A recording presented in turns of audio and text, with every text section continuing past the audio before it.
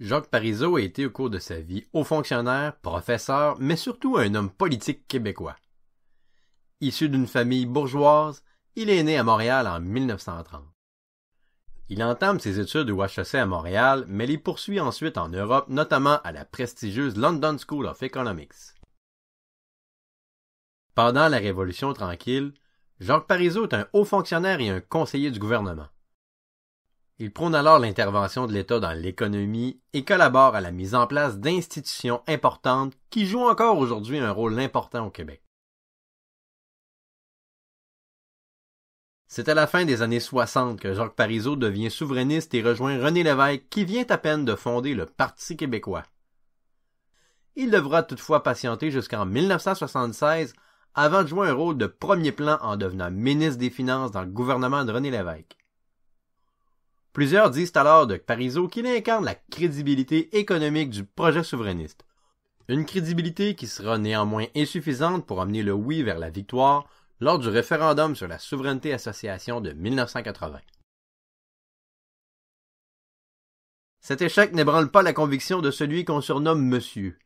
En 1984, il démissionne de ses fonctions et retourne à l'enseignement lorsque René Lévesque tente de donner une dernière chance au fédéralisme canadien.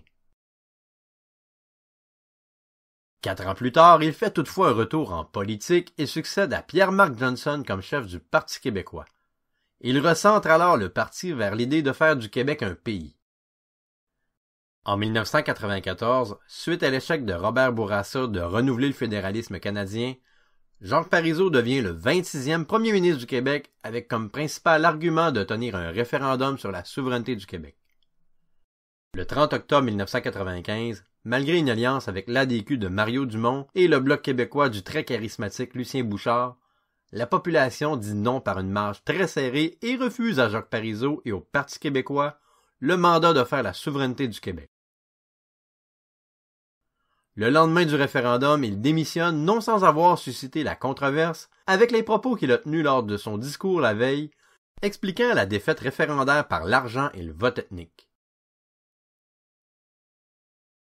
Bien qu'il se soit retiré de manière définitive de la politique, Jacques Parizeau demeure un incontournable chez les souverainistes dans les années 2000. Lors de ses nombreuses apparitions publiques, il n'hésite pas à critiquer le Parti québécois, jugeant qu'il ne fait pas suffisamment la promotion de la souveraineté du Québec. Jacques Parizeau s'est éteint en 2015 à l'âge de 84 ans. Il laisse dans le deuil sa femme Lisette Lapointe, mais aussi toute une génération de Québécois qui ont cru en son projet ou à tout le moins en ses qualités d'homme d'État.